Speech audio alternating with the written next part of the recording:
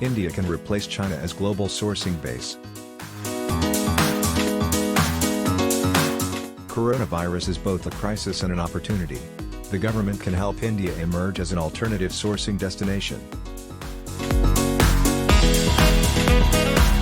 Over the past decade, China has been one of the world's fastest growing economies. It has become central to the global supply chain. But currently, it's going through a black swan event, which will have a significant impact on global trade dynamics. The unfortunate impact of coronavirus has already started showing effects across supply chains of most global companies. At the current levels, the GDP growth in China during the first quarter is expected to fall as low as 4% and, if the effective outbreak continues, the adverse effect on annual growth could be much worse. The current disruption in China will essentially mean reshaping of global supply chains, providing a window of opportunity to India. Most global companies are looking to mitigate their China exposure and create alternative supply options. Travel restrictions may dissuade companies from undertaking new product development in China for some time. Given the dynamics of world trade, other Asian economies like Vietnam or Thailand are the first stop for these global companies. A window is now open for India to take immediate steps to position itself as an attractive alternative sourcing destination to China. A sourcing destination.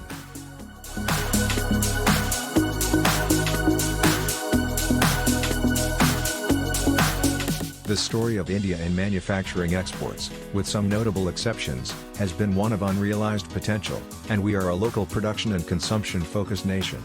China's GDP per capita is 5 times that of India's and its manufacturing sector is 10 times bigger than India's.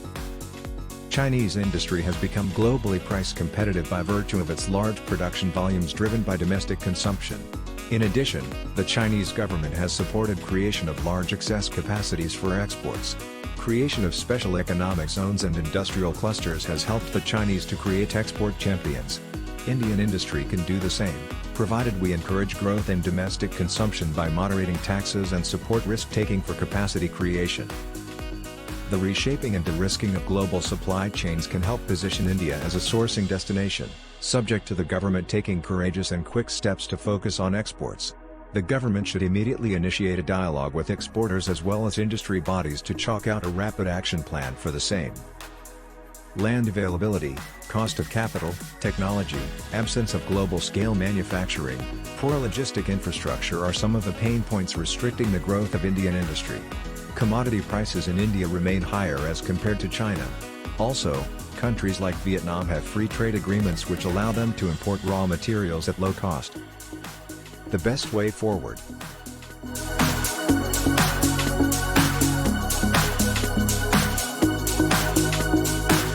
Compared to the 10 to 12% cost of borrowing in India, Chinese borrowing costs have fallen to 1.5% after their recent stimulus package.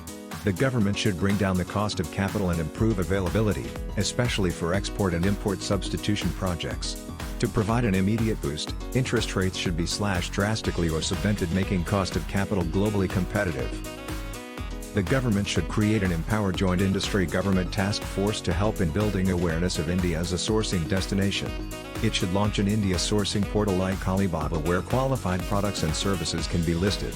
The US is the biggest consumer market and currently has an ongoing trade war with China. We need to focus our efforts on increasing exports to the US, especially in sectors where we can be competitive.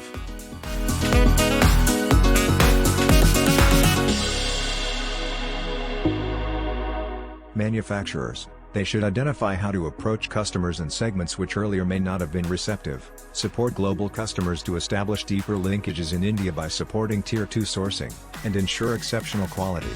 This is the time to create visibility for brand India. Bankers, they must step up credit support to exporters.